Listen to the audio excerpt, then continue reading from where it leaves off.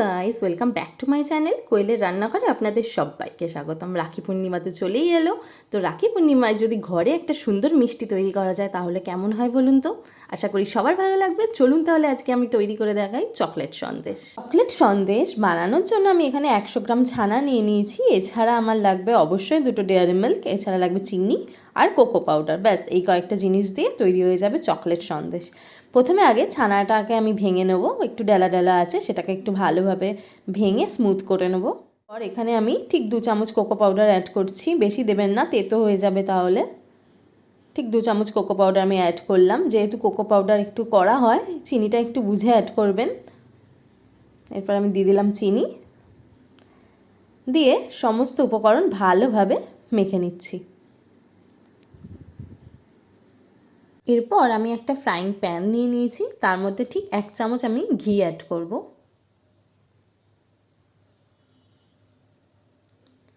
ঘিটা ভালোভাবে গরম হয়ে গেলে আমি মেখে রাখা ছানাটা এখানে দিয়ে দেবো।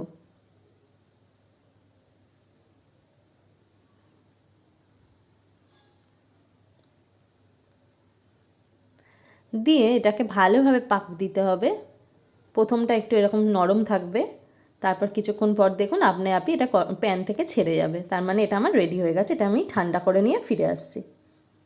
দেখুন ছানার মিশ্রণটা আমার ভালোভাবে ঠান্ডা হয়ে গেছে। এই পর্যায়ে আমি একটু চকলেট গ্রেট করে দিচ্ছি। অবশ্যই এটা করবেন, তাহলে এটা খেতে আরও মজাদার হয়, পুরো চকলেটি ফ্লেভার থাকে।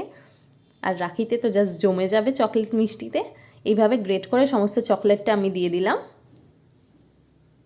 দিয়ে আমি এটাকে একটু এর সাথে মেখে নিচ্ছি। ভালোভাবে মেখে নেওয়ার পর এটাকে আমি মিষ্টির শেপে গোল আকারে গড়ে নিচ্ছি। আপনারা যে কোনো শেপ দিতে পারেন।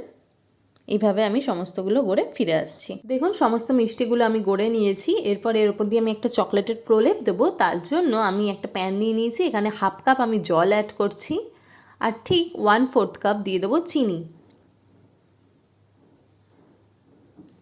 চিনিটা ভালোভাবে এর সাথে মিশিয়ে নিয়ে এটা যখন ফুটে উঠবে আমি দিয়ে দেবো 1/2 টেবিল স্পুন কোকো পাউডার, আর অবশ্যই চকলেট। এখানে আপনারা ডার্ক চকলেটও ইউজ করতে পারেন, আমি নর্মাল ডেয়ারি মিল্ক ইউজ করছি। দিয়ে এটাকে ভালোভাবে এর সাথে একটা শিরা তৈরি করে নেব। দেখুন চকলেট সিরাপ আমার রেডি। এরপর এটাকে আমি ঠান্ডা করে নিয়ে ফিরে আসছি। এরপর আমি একটা কলা পাতায় ঘি মাখিয়ে নিয়েছি। আমি একটা সন্দেশ নেব, নিয়ে এই চকলেটের সিরাপে ডিপ করব। সুন্দরভাবে কোটিং করতে হবে যাতে চারপাশ দিয়ে লাগে। দিয়ে এটাকে আমি এখানে রেখে দিচ্ছি। এখানে ফ্রিজে এইভাবে জমাতে হবে। আর একটা তৈরি করে নিলাম। এইভাবে আমি সবকটা তৈরি করে নিচ্ছি। ওপর থেকে আরেকটু চকলেট সিরাপ দিয়ে দিলাম। দেখুন সমস্তটা আমি এইভাবে তৈরি করে নিয়েছি। এটা এখনই সার্ভ করবেন না, এটা ফ্রিজে 2-3 ঘন্টা রেখে দেবেন। এটা যখন জমে যাবে এটা খেতে অসাধারণ হবে। দেখুন 2 ঘন্টা ফ্রিজে রাখার পর এটাকে আমি নামিয়ে নিয়েছি। একদম পারফেক্ট চকলেট সন্দেশ একদম আমার রেডি। একটা আমি আপনাদের কেটে দেখাচ্ছি। ভীষণ সফট হয়েছে, ভেতর থেকে একদম দেখলে বুঝতে পারবেন পারফেক্ট একটা সন্দেশ তৈরি হয়েছে। দেখুন, তাহলে এই রাখিতে অবশ্যই এই চকলেট সন্দেশটা ট্রাই করুন। আশা করি সবার ভালো লাগবে।